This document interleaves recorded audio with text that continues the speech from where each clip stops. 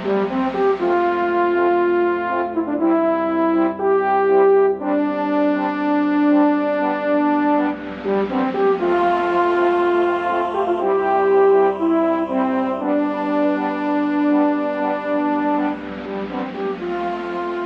to Cinescope Today, where our goal is to view and discuss current release films from a perspective that celebrates movies and their stories, characters, music, and relevance to the world around us. Not necessarily free from criticism. I'm your host, Chad Hopkins, and joining me today, as always, is my co-host for Cinescope Today, Seth O'Neill, and we are talking about the 1517 to Paris. Seth, how are you doing tonight? I'm doing great, as always. Good to hear. Good news, you're going to be moving in sooner than expected, and that process is sort of underway, and so these episodes will hopefully be churned out a little bit more frequently. Now, next week, we've got Black Panther releasing, and we are planning on talking about that one as soon as I get back from San Antonio, and I'm definitely looking forward to it after this week's movie. Yeah, for sure. Black Panther is definitely a really anticipated movie. I've heard a lot of great things about it from just what I've seen on social media. And yeah, I am moving in quicker than normal. A lot of things have happened in the past few weeks that are speeding up the process, so I'm excited to finally move in and be back in Mesquite. Yeah, we're going to go ahead and jump right into this review.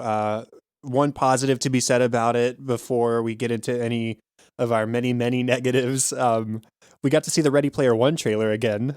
Yeah, that's something that we're both super excited for. We both have read the book and are anticipating just we have high expectations, so hopefully the movie doesn't disappoint us. Yeah, I hope not. I hope it's awesome in at least its own respect, even if it's not super true to the book. But we've got a month and a half away from that, and that will definitely be on Cinescope Today when we get there.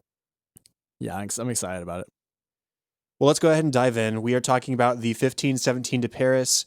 It was released on February 9th of 2018, was directed by Clint Eastwood, who also directed Space Cowboys, Mystic River, $1 Million Baby, Letters from Iwo Jima, Changeling, Gran Torino, Invictus, Hereafter, J. Edgar, Jersey Boys, American Sniper, and Sully.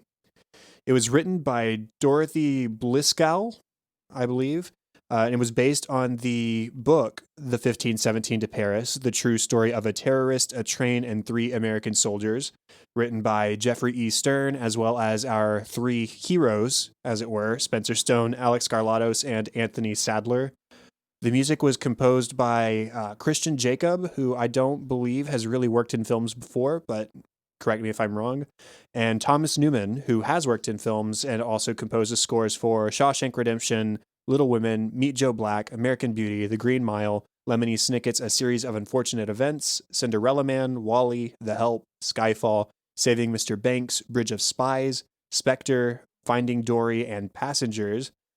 And the movie, once again, does star the real-life people from the incident. There's Spencer Stone, Alex Garlatos, and Anthony Sadler, as well as Mark Mugalian, Isabel Riziker Mugalian, and Chris Norman all playing themselves. And then other incidental characters are Judy Greer, Jenna Fisher, Ray Coruscant, Tony Hale, Thomas Lennon, Jaleel White, and PJ Byrne.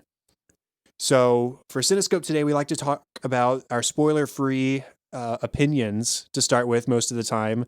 But if we talk too much about our spoiler-free stuff, we're going to start talking too much about the movie. And so bottom line, Seth, would you recommend this movie, especially in theaters, or no? Sadly, no. And we both talked about this. The movie itself, it's hard to watch for a majority of it. The biggest climax part of it happens the last 20 minutes, which kind of makes the movie kind of picks up, and that's the part you want to watch. But the build up to it is just kind of bad. Yeah, to be clear, the title of the film, The 1517 to Paris, is not fulfilled until the last 20 minutes of the film. And everything else is filler because they couldn't make a film that was only 20 minutes long. So, yeah, I definitely would not recommend this for theaters, especially. Really, I wouldn't even recommend you watch it, period, to be honest. It's not a movie that I actively hated, but it was definitely one that I was far and away from liking. So, there's our spoiler-free stuff. And now we're just going to sort of dive in about it. So did you have any sort of expectations for this, Seth? What were your thoughts going in? Like, I do you mean, remember the incident itself? no, I actually did not remember the incident at all. I'm not sure why I did not remember it or what I was doing during that time. But I don't remember what happened.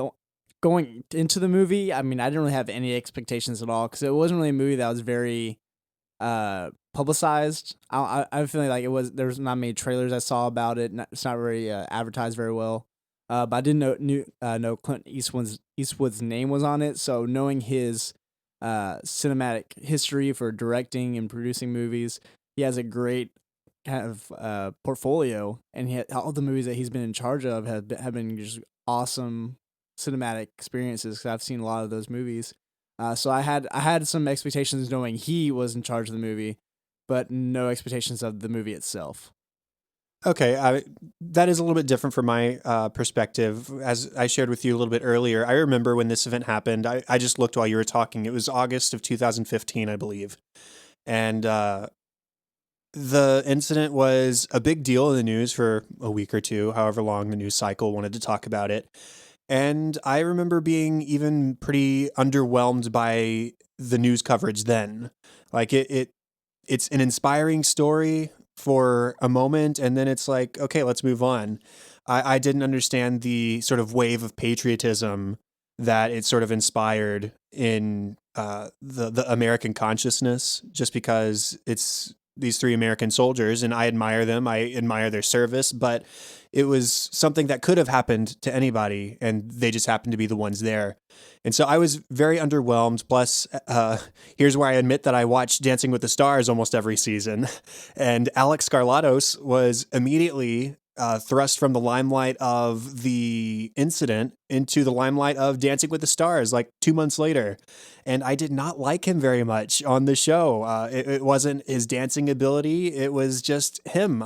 He wasn't a guy that I found a lot of enjoyment in. So yes, I did have a little bit of a bias going into this movie where I really did not expect to like it.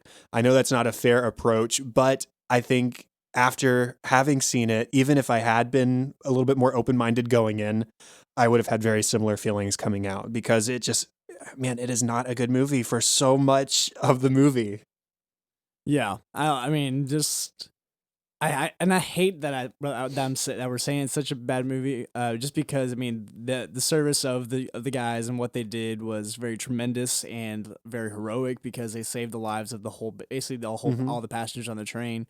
So just their service is so well respected and well deserved, and the honor they got was so well deserved. But the fact that just like the movie just was hard to bear and sitting in the audience, because it was very awkward. A lot, like majority of the movie was very awkward.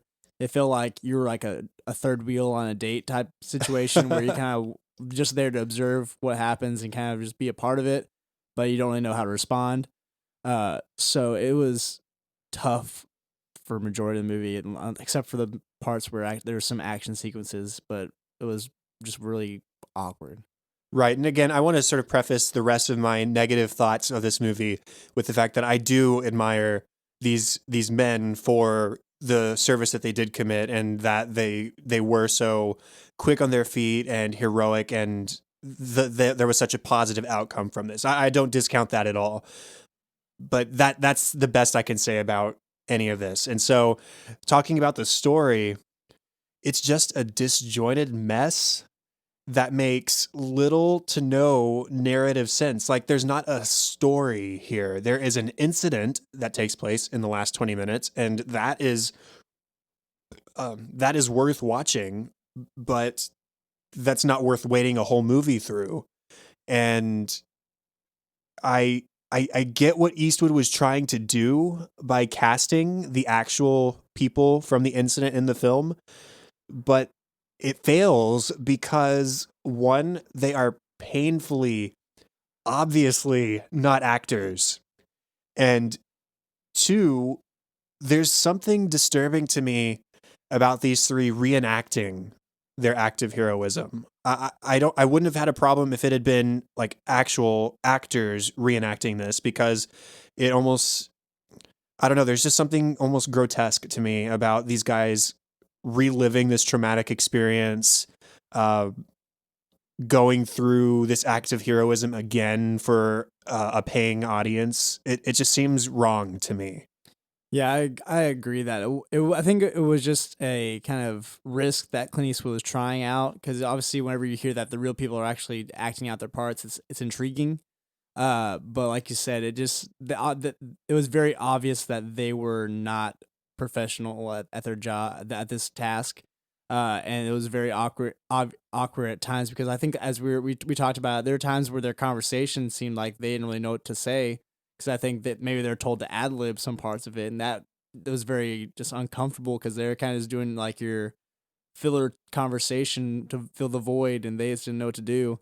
And I feel like it could have been solved by putting a professional in their place, kind of like how Will Smith did for Pursuit of Happiness, how he was representing the guy in the situation, and I think the guy was part of the process. Like, he would kind of help Will Smith understand the character, understand who he was.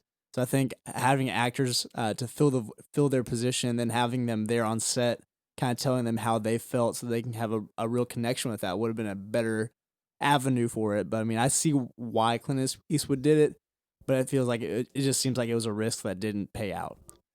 Yeah, I mean, just even walking through what we got in the film, we start off with this like weird camera angle of the terrorist himself as he's approaching the train.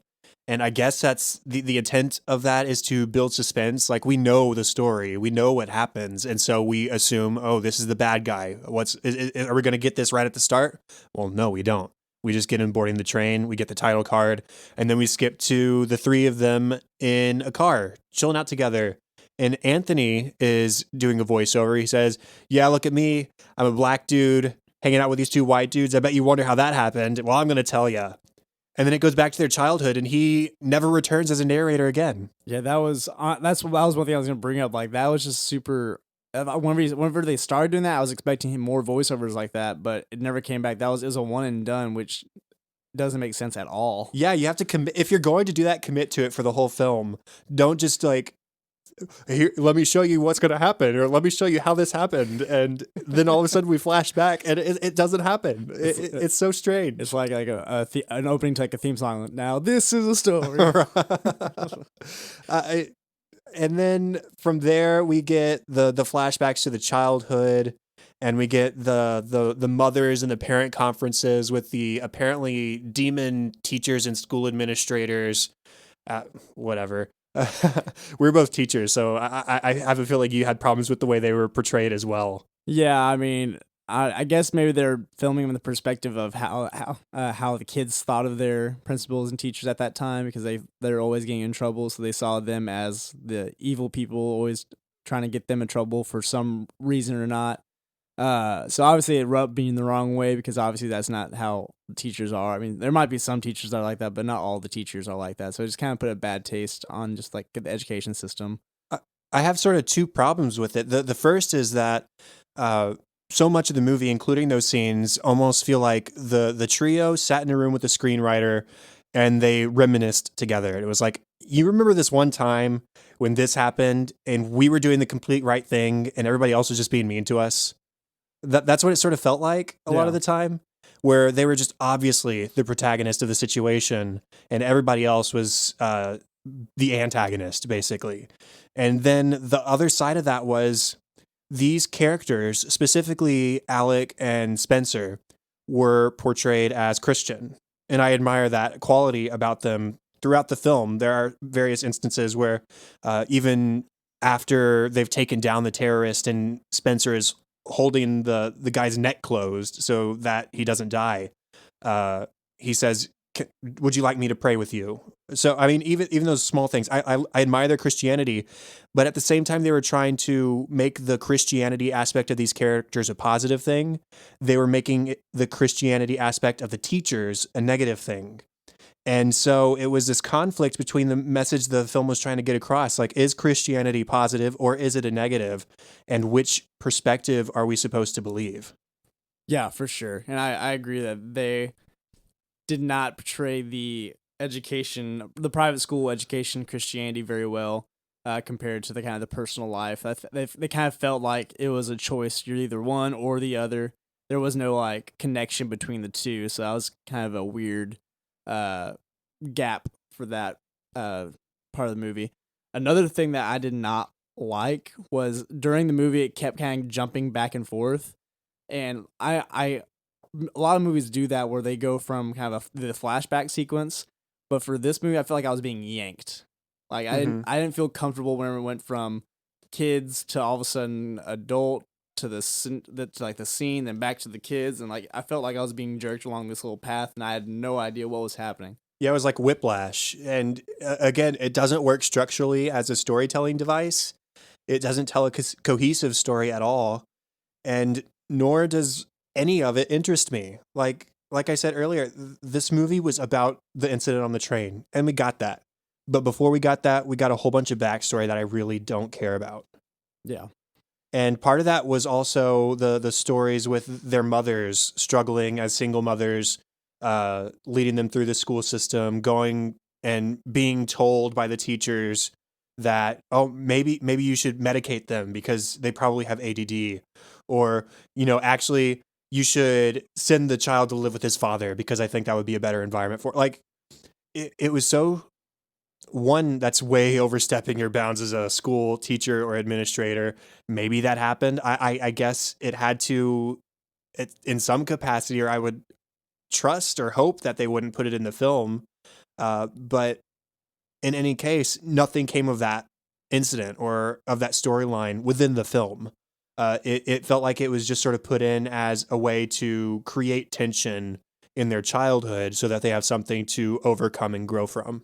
Yeah, and I was hoping that like the thing that about all these childhood flashbacks, that I didn't feel like there was a true message behind this why they're telling the childhood stories. I feel like if they would have connected it to how they became who they were as soldiers, or if that was a purpose of why they chose being a soldier, other than the fact that they're interested in airsoft guns and wearing camo. Like Yeah. that was kind of like the only connection that I could make, like from what they actually showed me on the movie of why they wanted to be in the army, and then if they had been able to connect, maybe not having a dad and them wanting to be the man of the house and wanting to step up and protect his family or whatever, or just some other reason of how they got to becoming who they were. That would have been awesome. That would have Mm-hmm. been a lot of purpose to why they're doing this childhood flashbacks. But I feel like I was just watching just their childhood with no story or no meaning behind it. Right. Any other story stuff? Other than like honestly, the I think worst part of the movie was us watching their Europe trip Yeah. and watching them take selfies behind all these like European monuments, and finding this Asian girl that tagged along for like 10 minutes of the movie. That was the most awkward 10 minutes ever of them talking and eating and drinking, and it was just weird. Which again, I mean, those events probably did happen, but why do we don't need to see it in the movie because it doesn't tell us anything. It doesn't do anything for us. There was literally zero purpose, and it just was not okay. I mean, it was. I mean, me and you've been to Europe, and like all the Mhm. places they went to, like that was us, like them like doing all the kind of the touristy stuff made sense because I mean that's what you do at Europe, you be touristy. But for the fact of the movie, it was just no point. Like that did Right. not give us any meaning to why that we were watching it, other than again like kind of like I was saying, it's kind of like we're being the awkward third wheel, kind of just there to enjoy the awkwardness of their conversations. Well, going on to characters, really the only one I have a whole lot to say about is Spencer because he is sort of our main protagonist throughout the film, and he's really the only one to me who has any sort of appeal in the story. Period. Uh, I admire his desire to overcome being bullied as a child, and to finally commit himself to something that was something he'd struggled with throughout his childhood, and it was almost sort of a dare, or a challenge to his character in him deciding to lose the weight and commit to the Air Force and follow through with it despite not qualifying for the field that he wanted, or being demoted because he overslept one day and things didn't go his way, and still he didn't drop out. He stayed with it, and it led him on the path that led to the European trip and the train in Paris. And so I admired his journey. Yeah, I agree. And what's awkward again. I hate talking about so many bad things about it. Because Spencer seemed like he was kind of the main person of the trio in the movie, but at the same time, the movie just didn't tell you who was the main focus at all. So it was kind of weird, trying to figure out who you're trying to focus on the most. But Spencer was kind of the one you wanted to focus on because his development was one that was more obvious than the three, because he had a more, I guess, compelling story of overcoming his friends leaving him. Like, both his friends moved. He had lived by him. He was basically in his own little town with his mom, just by himself. Obviously, was out of shape.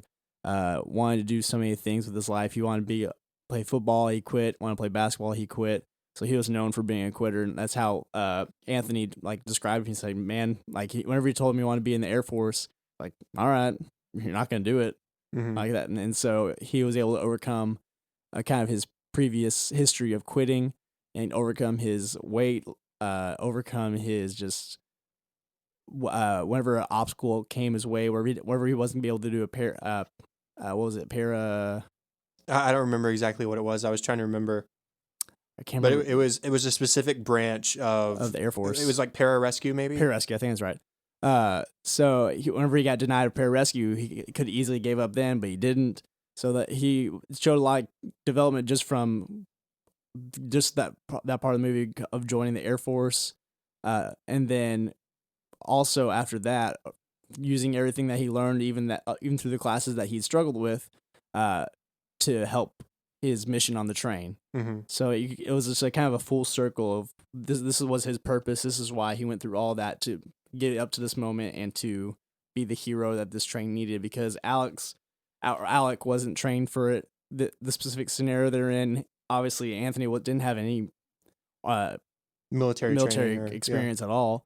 So he was the one that was best fitted for the situation, because he had the medical experience and he had the tactical experience of how to stop this terrorist. So yeah, I mean, all three guys did have their moments of heroism, but Spencer was the one who far and away sort of outshone the others, if I can say that. He was the one who charged the terrorist and held him down and incapacitated him. So yeah, there's a lot to admire about him and his growth as portrayed in the movies too. Despite all the movie's flaws, I think that he did still have an admirable arc, even though Spencer himself as an actor, again, doesn't deliver the way an actual actor could have. Now, Alec, do you have anything to say about Alec? I mean, they didn't really give us much to work with for his character, because his character. We saw him as a little kid. We didn't really get much from him then. Whenever he was as a soldier that was in Afghanistan, they kind of showed him in Afghanistan, showed him making a mistake by leaving his backpack, and then a Skype session with Spencer. And that was really all we got from him in Afghanistan. There was nothing really character-wise that we could get from him. And then his whole Europe trip, he was there less than either of them in the movie, because he was in Germany with his girlfriend or whatever it was. Yeah, that exchange student. Yeah, and the only thing we got from him was he went to Germany because he wanted to kind of relive some grandfather's history. So, which I guess you could say was sort of his motivation for joining the Air Force, was following in his grandfather's footsteps. But even then, it's not super obvious. It's a 2-minute scene where he's like, yeah, we're sitting in the relative spot that my grandfather did when he was in the Air Force back in World War II. I think he said when he got his stripes, become a sergeant. I think is what he said. Yeah, something like that. So again, it would have been better if he would have actually described that his grandfather was his inspiration to become a soldier. That would have been awesome if he had even said that. That way, it gives us some depth in his character. But other than that, he didn't. There wasn't much given to us to actually understand who he was, and why he was there. Like, what was his purpose of becoming a soldier? What was his purpose there? But only thing we can really pull from him is, he stayed loyal. He was a loyal friend, because obviously from childhood to now in their young adulthood, they're still friends. They're still sticking together, and they're wanting to continue to build their friendship, even though they're separated by countries away. One's in America, one's in Afghanistan. Spencer was in. Mm, I want to say it was another European country that hmm he was based in. I can't remember which country it was, but obviously they were all really loyal friends to each other. They really had deep affection for each other as friends. Because they could still stay in connection. They wanted to hang out with each other whenever they had their off time, which was very few. Yeah, I will say that's the one positive of casting the actual people is that you could tell that there was a friendship between them, even if their acting performance wasn't there.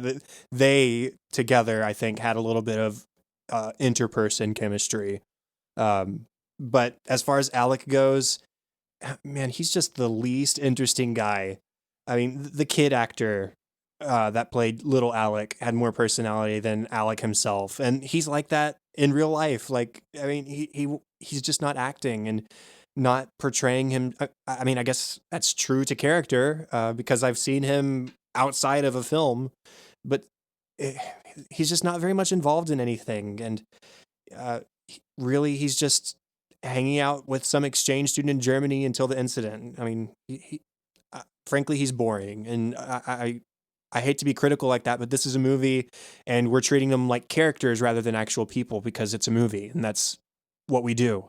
Uh, but yeah, there's just not so much to Alec's character. Now, Anthony, I like a little bit more, but I think his dialogue, like the actual writing of what he says, is probably the clunkiest of anybody's.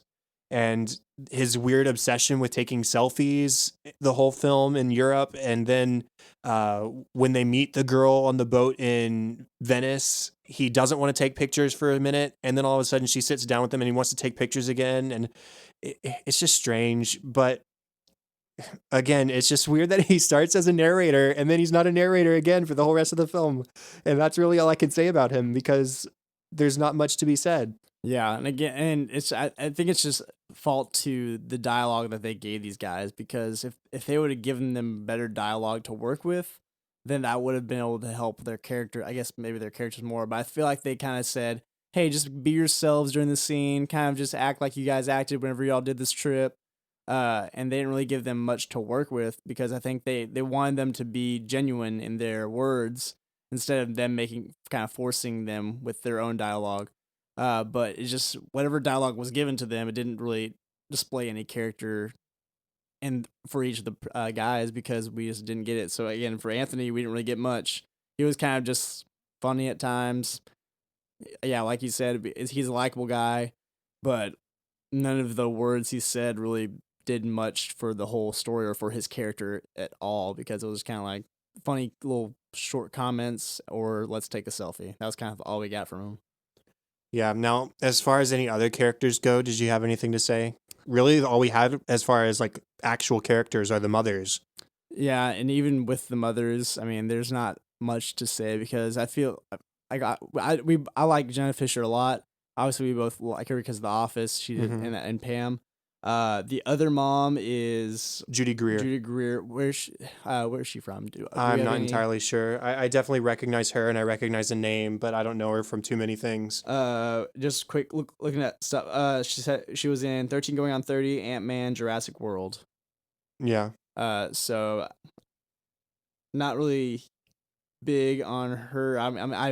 I've seen her. She is familiar, but I don't really know stuff personally. I can't really picture her at all. I just know she looks familiar.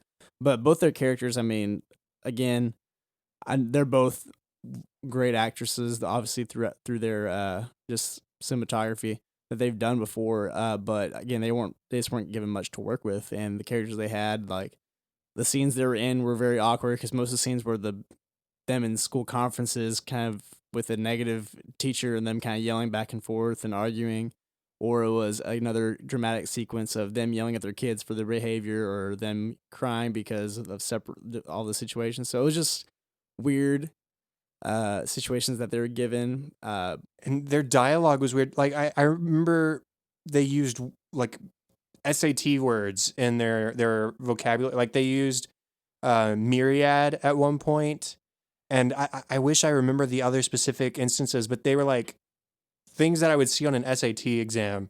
and not that I would ever hear in normal everyday conversation from normal people. It was weird writing for the moms, and as much as I may like those actresses, especially Jenna Fisher, they didn't have anything to work with, and it was just all the worse for it. Yeah, and I think ultimately all these kind of character flaws go down to just there was no good script. There was no good Yeah. writing behind it. Because again, I feel like they could have done something if there was a good foundation that they had, or their characters would have been more developed if they kind of knew what exactly they were needing to do. But I feel like they're kind of just going into it and they're just like, hey, your moms, your single moms, kind of get into that mindset and kind of roll with it. Now, going on to music, I assume you don't have a whole lot to say about it, but what I did listen to and what I did hear was very nice. I mean, Thomas Newman is a very talented composer, and there was a lot of sort of piano-based music in this one. And I thought anytime I could hear it and was paying attention to it, it was very pretty. So I don't have any qualms with the music, at least. I don't have any problems with that. I wasn't really paying attention to it at all, really. Yeah. I was too busy sort of staring dumbfounded at the screen. Yeah, same. I was kind of trying to get through the cringy moments of the movie. Now, I did have a couple points of relevance and sort of takeaways that I did want to highlight. And one is the theme of heroism, and not American heroism or patriotism, but just heroism in general. The idea that anyone can be a hero if you react appropriately when the situation presents itself. And beyond that, even sacrificing your safety for the safety of others. And that's really what heroism proves to be in this film, especially. You know, Spencer didn't give up his dream of pursuing the Air Force even when he was denied the one he wanted, or when he was essentially demoted further because of oversleeping, and the fact that they were all off duty when this incident occurred, and they were still willing to risk life and limb in order to protect their fellow citizens on the train. So I admire their act of heroism. Yeah, exactly, and that's definitely one big thing that this film focuses on is the heroism of each person and their traits that was brought out during this time of crisis. The one thing that I pulled out from it for sure is just the theme of purpose, because you can kind of see that Spencer kind of talked about this throughout the movie of what his purpose was, why was the reason that he was placed in these certain events, and he even talked about whenever he was smoking on the roof, he's like. Do you ever think life is just going? I'm trying to remember the conversation. It was like you're building towards an inevitable destination or something like Yeah, that. I was talking about how like life, like you can go, you can feel like life's going on so fast, and you're trying to figure out what's going on, or sometimes it'll slow down. He was doing some like philosophical stuff because he was like, "What's in that cigarette?" Which, by the way, he smoked once in the entire film, yeah, and it was in that weird contemplative scene an hour into the movie. right. Whatever. Let's not think about that here. But like, we're overthinking things now. But the whole time you kind of just see that all of Spencer's kind of life moments built up to this time where everything kind of fit together, of how all the skills he needed to during this moment was needed, and his purpose on that train being there at the exact same time, being on that exact train where that happened, being in this section where he was, how that all kind of fit into place to protect the lives of hundreds of people that would have been killed, and how many people that would have affected in the country that they're in. So it was just a matter of that he was placed there for a purpose. Obviously, his purpose is even greater than just that one event because he's still alive. He still has stuff to do. And I know Spencer, and all those guys, they based off the movie are Christians, so they believe that God placed them there, whether you're Christian or not. You know that you have a purpose wherever you are, that you're placed on this earth for a reason. That you've been through every event you've been through in your life for a reason. Further on, that you can be better and help others in their lives so that this world can become a better place. Yeah, and I had that same second theme written down, except I framed it as faith. You know, as a child, we see Spencer kneeling by his bed, and I looked it up. It's actually a prayer, because I was sort of in disbelief, like, no way this kid is saying a prayer that is that wordy every night before he goes to bed. But I did look it up, and it's actually the prayer of St. Francis. So it's something he probably learned in church, and it's something that many children know and learned as children growing up in the church. So no qualms with that. And to me, that indicated that it's a driving force for his interest in and pursuit of a career in the armed forces. And then at the end of the film, after the incident on the train and after he's been honored, we hear him as an adult reciting that same prayer.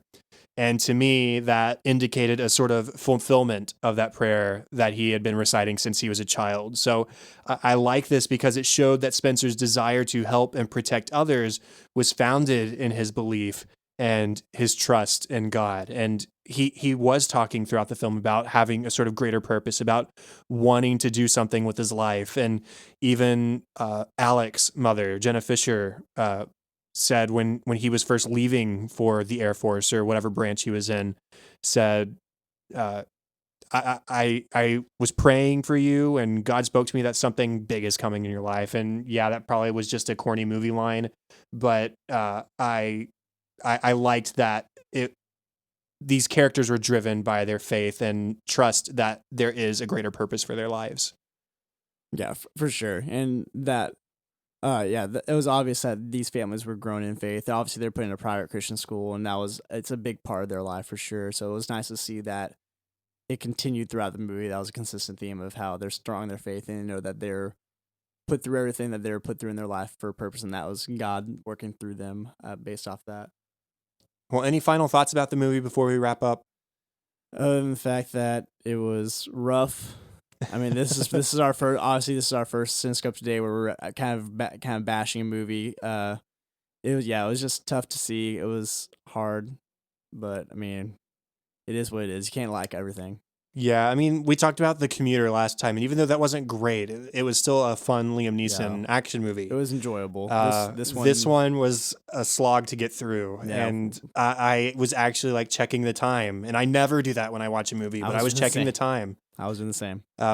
Because and it's not a long movie. No. It's 93 minutes long. That's just probably how less than awkward, that because that includes the credits. That's just how awkward the movie makes you feel. You're just kind of like, I'm ready for this awkward third wheel date to end type deal. Yeah, I wish it had been a lot better movie. It unfortunately is not, and that's that. So yeah, which is a disappointment because again, this is a Clint Eastwood movie, and he's had such a great pedigree of movies, and I honestly have not seen a Clint Eastwood movie that I was this disappointed in. Like this is kind of his lowest point in my opinion for the movies I've seen about that has his name on it. Yeah, maybe it was just the subject matter, or maybe he's getting old. I don't know.